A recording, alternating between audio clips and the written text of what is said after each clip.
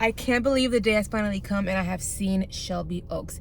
Chances are, if you are on YouTube watching movie reviews, you already know who Chris Stuckman is, but in case you don't, he is a long-time YouTube movie critic.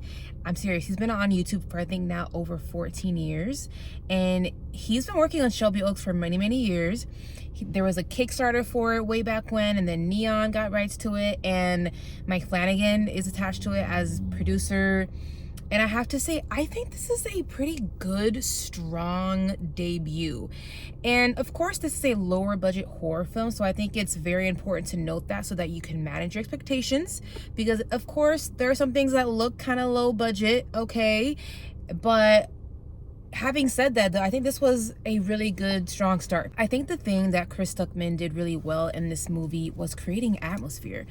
A lot of this movie takes place in the dark, so in the backgrounds there's like a lot of like shadows he plays with. There's like a lot of like soft glowy light. A lot of the times while it's dark and it's also kind of silent, because there's very little to no score used in this film, but you're hearing things like breathing, you're hearing like the wind going through the trees, and it's out there in the dark in the forest, so it's kind of creepy. I think he did a great job at creating a creepy atmosphere. Now, since this is a horror film, and I know Chris Stuckman is a horror head, I've been watching his channel for many years, I know he's a huge fan of horror. You do see some influences in here, like The Ring, because in this movie it's basically a part of it is a mockumentary style, where it's kind of like a fake documentary being made, kind of like a movie within a movie. And those are some of my favorite parts of the movie. It just kind of made it feel more lively when you're seeing it cut back to like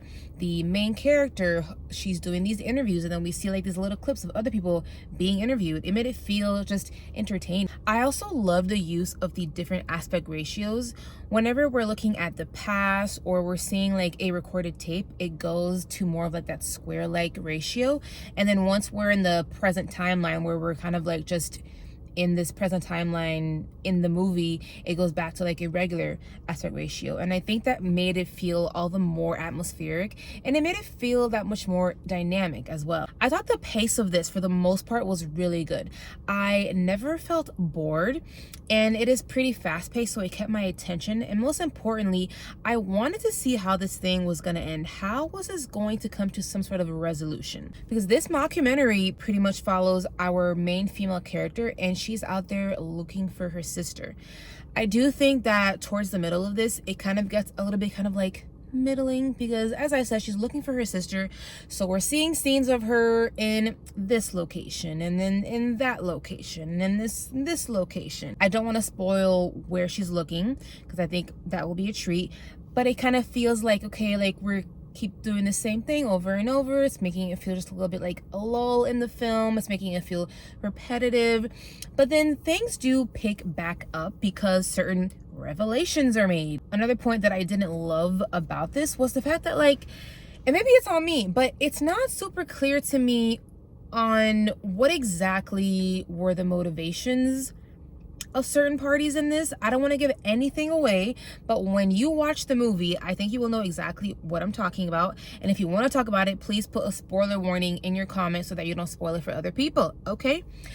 But there are certain things that happen here, and then towards the very end, certain revelations are made, and I'm just still like asking questions. And I'm not sure if that's like a problem in the writing, or if that's on me for just not understanding, or if it's meant to be kind of like open-ended. It's kind of like, you know, draw your own conclusions.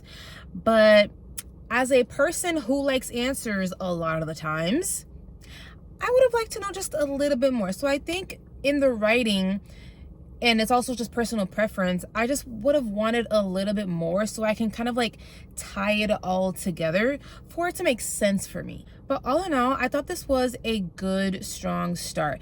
I will give Shelby OAKS a 3 out of 5 stars. Now, I do hope this movie is successful enough that Chris Stuckman gets to make another film, because I do think that if he gets a bigger budget for his next film, it'll probably give him the opportunity to have more time to make an even better film. And I have to say and be honest that it's just really cool to see somebody who's such a film nerd, who loves film like Chris, and then he gets to make his own freaking movie. Like, he's living the dream. Thank you guys so much for checking out my review. I really appreciate it. If you're enjoying my content, please hit the like, hit subscribe, and leave me your comments on Shelby OAKS when you watch it. I shall catch you guys next time.